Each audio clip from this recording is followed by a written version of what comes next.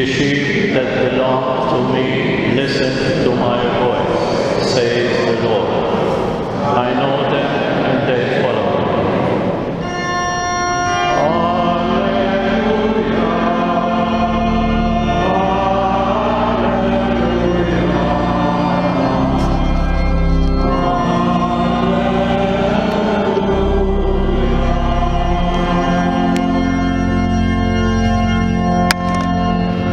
The Lord be with you. A reading from the Holy Gospel according to Matthew. Jesus left Gennesaret and withdrew to the region of Tyre and Sidon. Then out came a Canaanite woman from that district and started shouting, "Sir, son of David, take pity on me. My daughter is tormented by a devil." But he answered her not a word.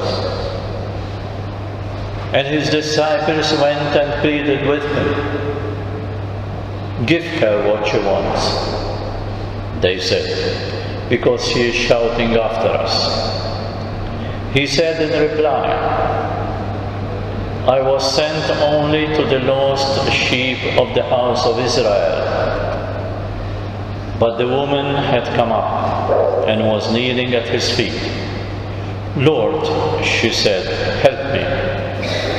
He replied, "It is not fair to take the children's food and throw it to the house dogs." She retorted, "Ah, yes, sir, but even house dogs can eat the scraps that fall from their master's table." Then Jesus answered her, "Woman, you have great faith. Let your wish be granted." And from that moment, her daughter was well again. Gospel of the Lord.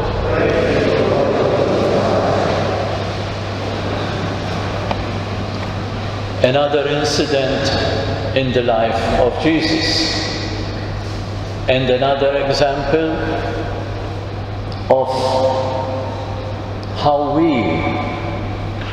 can look at Jesus in our lives and at God. How we relate to God when we are also with the back to the wall, with our back to the wall, when we are sick, when we have problems. And Jesus admired this woman who had so great faith in him. Remember, this woman was considered to be a pagan, an enemy to the Israelites, to the people in the time of Jesus. She never read the Old Testament, she never read the Psalms. Maybe she heard of the miracles that Jesus had performed a few weeks before. But it was her faith, her instinct, that prompted her to look at Jesus as something special, as the one who can cure her daughter. So the faith can be the possession not only of those who go to church, but to everybody. Believing in God, believing in His love, believing in His mercy is not a prerogative only of Catholics, but of all the creation, of God's creation. And this woman truly believed that Jesus was the one who can cure her daughter. Even being provoked to almost an insult by Jesus, who told her, "It is not fair to take children's food and throw it to the house dogs." He was calling her a house dog if he had mercy on her. But then her faith was so great that she didn't even feel insulted. She persisted so much so that impressed Jesus. that at the end he said, yes, woman, you are of great faith. Persistency is not something that is coming to everybody. Very often we lose faith, we lose the faith, we lose courage to continue, to persist in good deeds, in our faith. Very often we feel lukewarm to God. We abandon the church. We abandon Mass on Sundays. We abandon the Eucharist. And we feel sometimes we don't need God. We can live without Him, our everyday life. Why should I go to church? Why should I pray? Why should I believe in something that I don't see? Where is He? These are doubts that very often come to us, to me and to you, to all of us. It's not common even for me, that in the morning, why should I go to say Mass to the people? What should I say to them? Do I truly believe that God loves me? Do I truly believe that God knows that I exist? That He is ready to hear my prayers and to give me? These are doubts that come to me as they come to you. But persistence in the faith, even things we don't feel, even things we don't see, we need to continue to believe in the great love of God for each one of us. A personal love, individual love for each one of us. And that although sometimes He does not give us what we ask, although sometimes He says no to our prayers, we need to continue to believe that He hears us, and when what He gives us is for our good.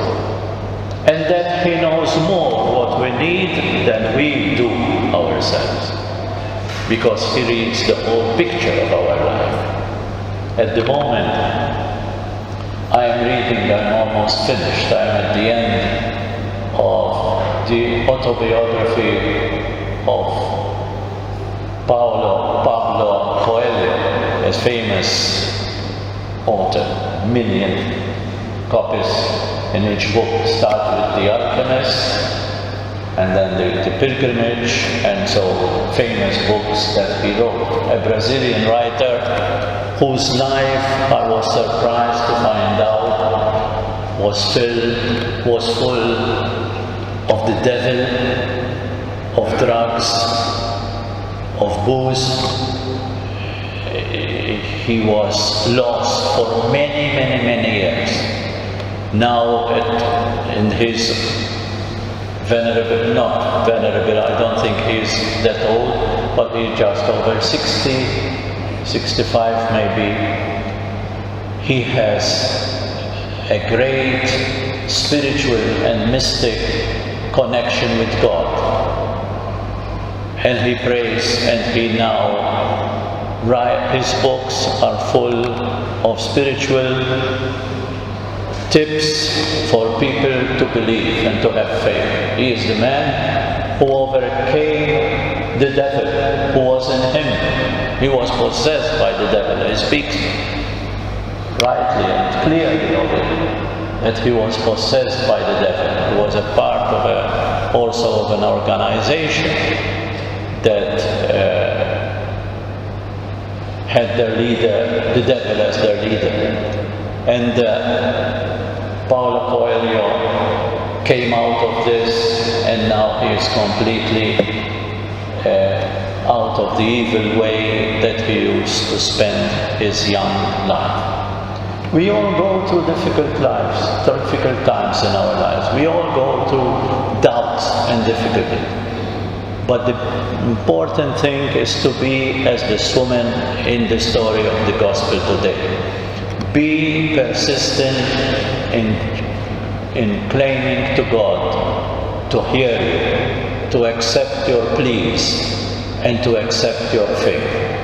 God, remember, reads our heart. God is not a superficial being. as we sometimes are to each other, that we look only on the facade, we only look at what we see, but God sees the whole person, the whole life, and all that it entails. So let's take the example of this woman and be people of faith, and God will read our heart and will definitely hear our prayers. Let's say this prayer on the screen. Dear God, so often I feel as if I am a lost sheep. I feel alienated and isolated from the rest of the praying community because I do not think their thoughts or share their feelings. Help me to use my woundedness to heal the pain of others. Help me to recognize that my sense